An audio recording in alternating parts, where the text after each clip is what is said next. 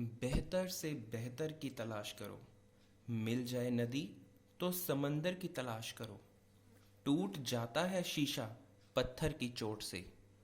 टूट जाता है शीशा पत्थर की चोट से। टूट जाए पत्थर ऐसा शीशा तलाश करो। हेलो फ्रेंड्स, आज मैं आपके सामने एक और वीडियो लेकर आया हूँ जिसका नाम है, जो क्लास 12th की है। इस चैप्टर का नाम है money, chapter number 5, macro economics, class 12। Okay, इस चैप्टर का नाम है मनी। तो इसका फर्स्ट क्वेश्चन आ रहा है, meaning and origin. Origin means evolution of money, कि मनी का जन्म कहाँ से हुआ है। तो पहले मीनिंग, अ थिंग, कोई भी एक चीज विच इज कॉमनली एक्सेप्टेड, जिसको माना जाता है as a medium of exchange. Exchange means sale purchase. Okay, जिसको सेल परचेज का एक जरिया माना जाता है, that is called as money. Like a rupee in India. Bharat के अंदर रुपया क्या काम करता है, हम 1 रुपए से कोई भी अपनी मनचाही चीज खरीद सकते हैं। That is called as a rupee in India. Evolution, सबसे पहले हमारे इंडिया के अंदर बार्टर सिस्टम आया था। Barter system, okay, like a farmer. Example के तौर पर आपको बताएं, एक फार्मर और एक कॉबलर। ओके, फार्मर ने क्या किया, कुछ वीट उगाई और कॉबलर को दी। कॉबलर ने शूज बनाए और बदले में अपनी सेटिस्फैक्शन के लिए फार्मर से गुड्स ले ली। Okay, that is called as barter system.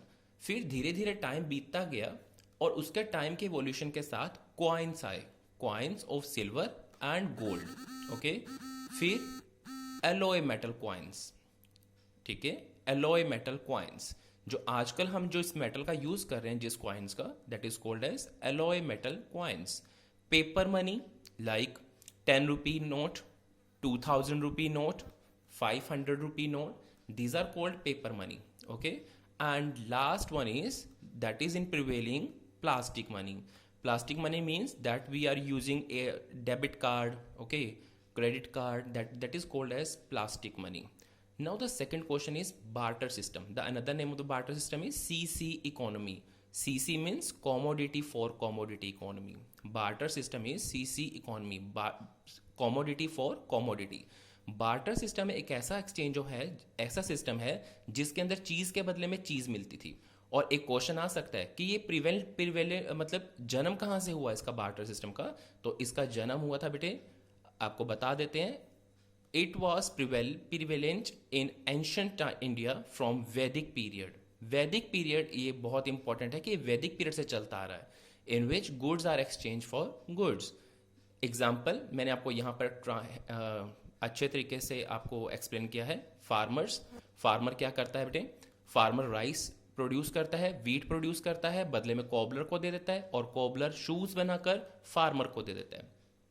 अब कुछ कमियां आई इस सिस्टम के अंदर, बार्टर सिस्टम के अंदर कुछ कमी थी, और उनका एलिमिनेशन, याद रखिए चिल्ड्रन, इसका एलिमिनेशन मेन है। ठीक है, आपने जो भी पॉइंट लिखना है वो मनी के साथ रिलेट करके लिखना है। तो very first is double coincidence of want. इसका मतलब होता है कि दो इंडिविजुअल के पास, अगर मान लीजिए यहां पर एक फार्मर था और यहां पर एक कॉबलर था, दोनों अपनी सेटिस्फैक्शन के लिए चीज को एक्सचेंज करने के लिए तैयार हैं। जैसे फार्मर अपनी वीट को देने के लिए किसको तैयार है चिल्ड्रन, कॉबलर को, और कॉबलर किसको तैयार है देने के लिए, फार्मर को। That is called as double coincidence of want. लेकिन मनी के इन्वेंशन के साथ, मैंने अंडरलाइन कर दिया इसको, मनी के इन्वेंशन के साथ अब सेल परचेज का जो काम है वो सेपरेट हो गया है। आगे देखते हैं second one, common unit of value. Second limitation is common unit of value. Barter system के अंदर अगर हम बात करें आपकी कार की वैल्यू क्या है, तो आप कहेंगे हॉर्सेस, 2 काउस। और अगर मनी के अंदर बात करूं तो आप कहेंगे 5 लाख। तो हमने हर पॉइंट को मनी के साथ रिलेट करना है चिल्ड्रन।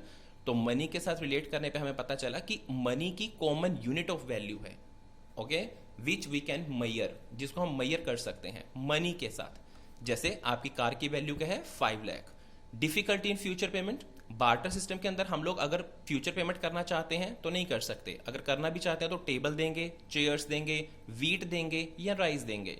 लेकिन मनी के अंदर हम 10,000 पर मंथ देंगे। सपोज आपने कोई वर्कर रखा अपनी शॉप के ऊपर, कोई वर्कर हायर किया, तो आपने उसके साथ कॉन्ट्रैक्ट कर लिया कि at the end of 1 month हम आपको 10,000 रुपीज पर मंथ देंगे, लेकिन बार्टर सिस्टम के अंदर आप उसको क्या कहेंगे कि हम आपको या तो चेयर्स देंगे या फिर आपको टेबल्स देंगे या वीट या rice. Fourth one is difficulty in storage. Barter system के अंदर रिस्क था गुड्स को ट्रांसफर करने का due to natural calamity. Natural calamity के कारण, ठीक है, हम गुड्स को ट्रांसफर करने के ऊपर रिस्क था, लेकिन मनी के साथ हम कभी भी कहीं पे भी मनी को ट्रांसफर कर सकते हैं। Third question is forms of money. Money के कई टाइप्स होते हैं। Very first is fiat money, जो गवर्नमेंट इशू करती है। जैसे अभी डिमोनेटाइजेशन हुआ था 2016 में, 8 नवंबर 2016 के बाद हमारे करेंसी कौन सी आ गई थी बेटे आफ्टर 2016? 2000 का नोट आ गया था, that is called as fiat money. Fiduciary money क्या होती है? जो पेयर और पेई के ट्रस्ट पर एक्सेप्ट की जाती है। सपोज चेक, ओके, आपको क्या पता कि किसी के अकाउंट में मनी है या नहीं है, लेकिन हमने उसके सिर्फ ट्रस्ट पे एक्सेप्ट किया है, that is called as fiduciary money.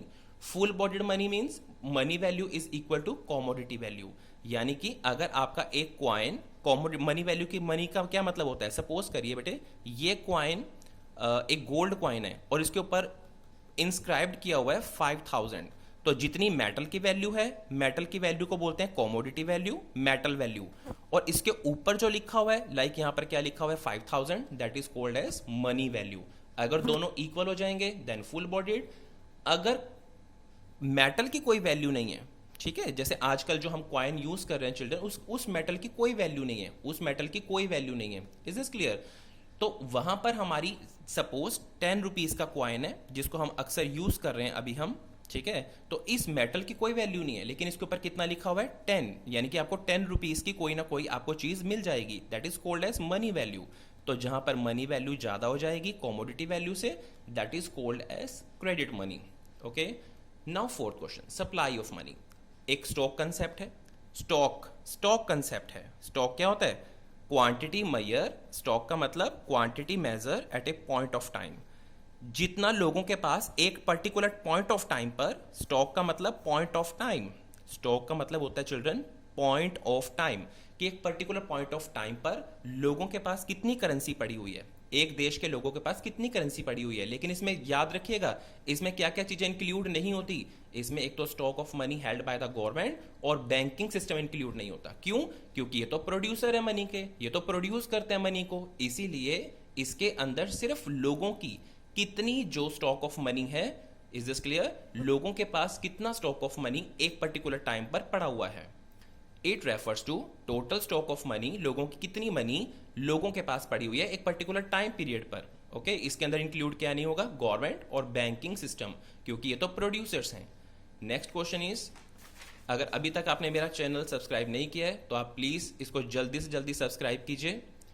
Measures of money supply. Measures का क्या होते हैं? वेरी वेरी इंपॉर्टेंट क्वेश्चन है for the CBSE students. First one is C मतलब करेंसी, करेंसी के अंदर क्वाइंस आते हैं, पेपर नोट आते हैं। डीडी का मतलब डिमांड डिपॉजिट्स। डिमांड डिपॉजिट किसकी? Demand deposit of people held in commercial banks, जो कमर्शियल बैंक के पास पड़ी हुई है, लोगों की डिमांड जो कमर्शियल बैंक के पास पड़ी हुई है, जिसको वो कभी भी विड्रॉल करवा सकते हैं। सपोज आपके फादर का कोई सेविंग अकाउंट है बैंक के अंदर, आपके फादर को कभी पैसे की नीड हुई, वो बैंक में गए और अपना पैसा निकलवा लिया, that is called as DD. और OD means other deposit, other deposit means demand deposit, DD मतलब डिमांड डिपॉजिट। आरबीआई के पास नाबार्ड की कितनी है? नाबार्ड की full form national bank for agriculture and rural development. और चिल्ड्रन ये इंपॉर्टेंट क्वेश्चन है, कब बना था, कब इसकी एस्टेब्लिशमेंट हुई थी? 12 जुलाई 1982 में।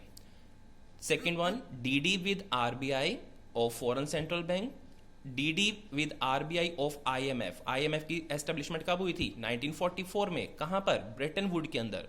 और वर्ल्ड बैंक की कितनी डिमांड डिपॉजिट है, और इसकी एस्टेब्लिशमेंट भी कब हुई थी? 1944 के अंदर। Is this clear? This is ODD. तो इसके 3 फंक्शन है, currency, demand deposit, other deposit. Sixth question is net demand deposit और ग्रॉस डिमांड डिपॉजिट में क्या फर्क है? इसके अंदर इंक्लूड होते हैं बेटे इंटर बैंकिंग क्लेम, और इसमें नहीं होते। इंटर बैंकिंग मतलब एक बैंक का दूसरे बैंक के ऊपर क्लेम करना, इसमें इंक्लूड होते हैं, इसमें नहीं होते। टर्म डिपॉजिट और डिमांड डिपॉजिट में क्या डिफरेंस है? इसमें ये स्पेसिफिक पीरियड के लिए होती है, जैसे 2 to 3 ईयर्स के लिए, 2 years, 3 year, 5 year, ये स्पेसिफिक पीरियड नहीं होता। इसको कभी भी हम विड्रॉल करवा सकते हैं लोग, इसको कोई भी लोग विड्रॉल करवा सकता है कभी भी, इसको नहीं करवा सकते। इसके अगेंस्ट हम चेक इशू नहीं कर सकते, इसके अगेंस्ट हम चेक इशू कर सकते हैं। ओके, इसके अगेंस्ट हम चेक इशू कर सकते हैं क्योंकि हमारा सेविंग अकाउंट है, ये एफडी है, टर्म डिपॉजिट मतलब फिक्स डिपॉजिट, जिसके अगेंस्ट हम चेक इशू नहीं कर सकते, और इसके अगेंस्ट हम चेक इशू कर सकते हैं।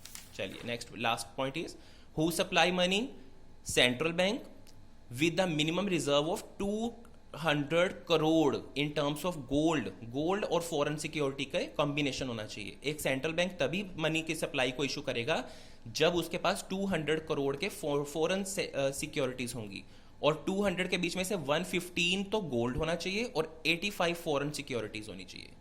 200 करोड़ के अंदर से 115 गोल्ड और 115 करोड़ गोल्ड और 85 फॉरेन सिक्योरिटीज, ओके, करोड़ की।